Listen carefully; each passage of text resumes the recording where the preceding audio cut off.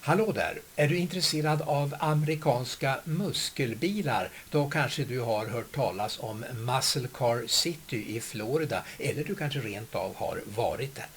Muscle Car City ägdes utav Rick som började samla muskelbilar i unga dagar och så småningom öppnade det här muséet med muskelbilar från GM. Jag har ingenting emot varken Ford eller Dodge eller Chrysler, säger han, men det bara blev så att det blev General Motors, förklarar han. Och jag måste läsa innantill. Det står att det här är var världens största samling av General Motors muskelbilar från GM. Och det stämmer säkert fram till för några år sedan, för då så tröttnade Rick. Han hade andra framtidsplaner och bestämde sig för att sälja hela samlingen vid en jätteauktion. Hur mycket han fick in, det vill han inte berätta om själv, men börjar man titta lite grann på nätet så ser man att det bör ha handlat om ungefär 200 miljoner kronor, alltså i snitt 1 miljon per bil. Jag hade möjligheten och förmånen att få träffa Rick ett antal gånger och vi gjorde också en hel del inspelningar i museet och de ska vi titta på nu. För museet finns dessvärre inte kvar, men här har du chans att uppleva det, plus min pratstund med Rick. Nu kör vi. And really give it a lot of personality. This building had the ability to give the museum a museum's personality instead of just feeling like we're squatting in another big box store. You have a lot of Swedes, Scandinavians coming here. Have you noticed that? Yes. Yeah. What do they ask? Well, it seems to mostly about individual. They all have a car they like, and they're more interested in knowing about a marked car or something like that. And it's fun kind of talking back and forth about what you people have a bigger like for our American muscle car than we do, I think. You know. I think so.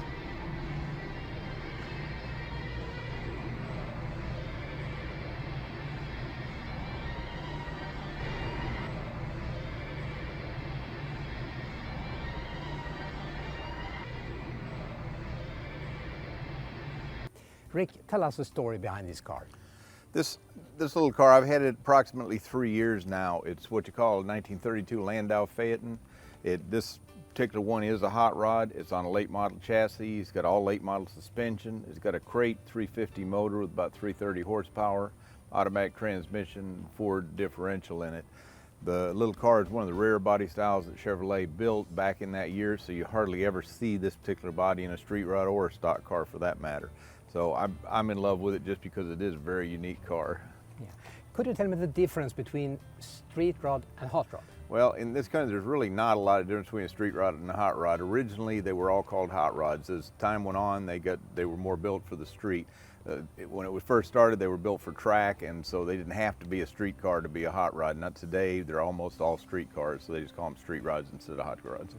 Who drives a car like this today? Is it a young guy or a It's mature guy? Most of it's older. These cars are very expensive, and usually it's an older person that has this car because you want it as a kid, but you really can't afford it. You've got to, get after the kids are gone and stuff like that. Then people come back and buy these cars that they liked when they were a kid. And I guess you need a very good relationship with the police. It doesn't hurt a bit. Is it possible to have just one favorite among all these cars? I don't know about one. I think my favorite overall probably would be the 427-67 Corvettes. I've got a few of them on the floor. That was like the high water mark for Corvettes at that time, and that's the big block Corvette would be probably my favorite in what we have here.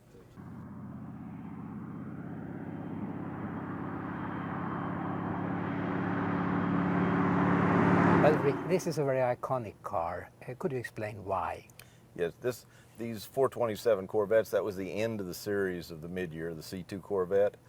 And of course, all Corvettes, the higher the horsepower, the more valuable the car. This is the second step down in horsepower, but it has air conditioning, power steering, power brakes, things that weren't available on the 435 car. So it's a more user-friendly car. In all kinds of weather and stuff, it's a more comfortable car to drive and so forth than what the 435 is. So for that reason, it makes it extremely desirable car. So. It was rare as new, and it's even more rare today. That's absolutely right. The air-conditioned cars are actually, in the big blocks now, are actually probably more rare than what the 435s are today. I've got 18 for sure of the big block cars. Yeah. And you collect them in different colors, I guess? Yeah, when I started out trying to come up with one of every color. I got that accomplished. Then I realized there's different colors of stingers on them, which is the painting on the hood. And I gave up before I tried to get all of those put together. It's a whole new car in 1970. The Rally Sport, if you look at the front end of the car, it has a split bumper set up where the grille hangs out between them. The regular car, the bumper went all the way across, and those parking lights are running lights on the front. That's only a Rally Sport option, so that's the biggest, easiest way to tell them apart. And I understand people really loved this car when it came. They did. There was a love-hate relationship with this car because the people that loved the 67 through 69 didn't want to give up that body, and so the people that love it, the people that didn't still like the old ones. So it was a love-hate relationship, the only way I know to say it. Yeah. And you say it was at least lightning fast. They were very fast. They went, in 1970, they went from a 302, 290 horsepower engine to this engine was a 350, 270 horsepower. It actually was a lot more low-end power, a lot faster feeling car. I don't know if it really was faster, but it felt faster. The average buyer's someone a young male that had graduated high school and had a first good job, or a man coming back from the service, but basically you're a young American in the age 18 to 25 group. And mostly male buyers for the Z28s because they were a performance car. They weren't, the ladies usually wanted the air conditioning and the smoother driving cars and automatics and stuff like that, and these cars really didn't provide that at that time. No air condition but more speed. That's right. That's right. Ny Corvette, en stor händelse i bilvärlden. Här är den då, 7:e generationen. Om den ska det handla idag, men vi tar det väl i rätt ordning och börjar med första generationen från 1953. Right. The 53, they made 300 units in 1953. They were 6-cylinder cars in 53, 4 in the beginning of 55. At that point, they put the V8 in the car, and the car started coming into its own because it had a little more power and it was more fun to drive. C1 cars ran until 1962. At that point, the 63 split window and the convertible, they made them both in a hardtop and a convertible in those years.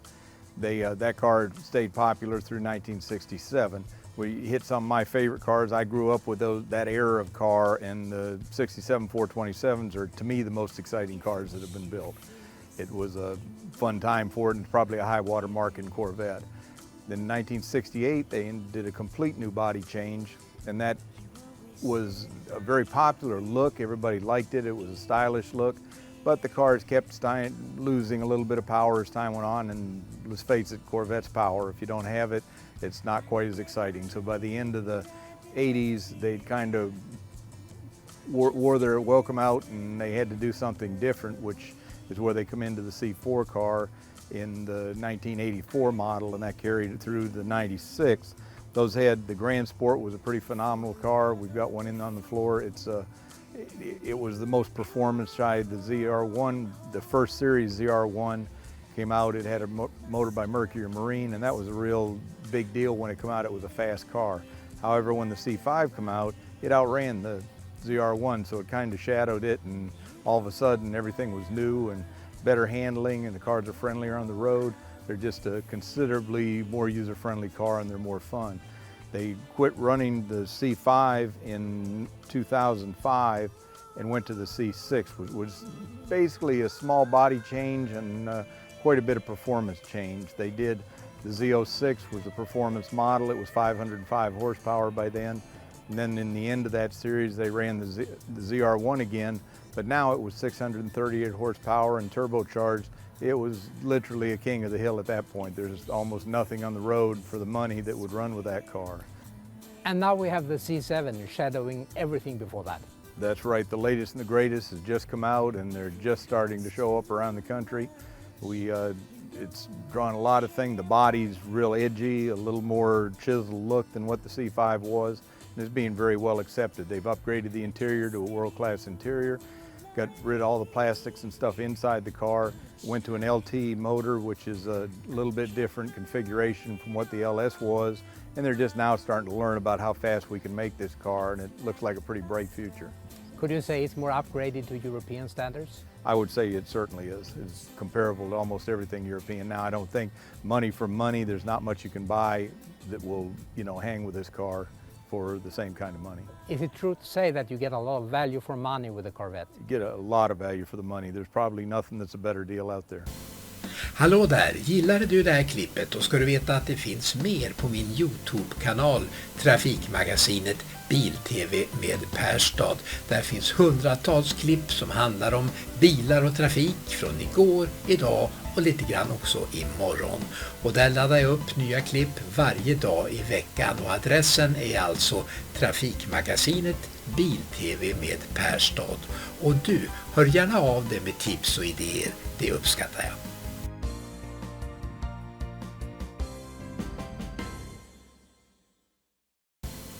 Hallå där, gillade du det här klippet och ska du veta att det finns mer på min YouTube-kanal Trafikmagasinet BilTv med Perstad. Där finns hundratals klipp som handlar om bilar och trafik från igår, idag och lite grann också imorgon.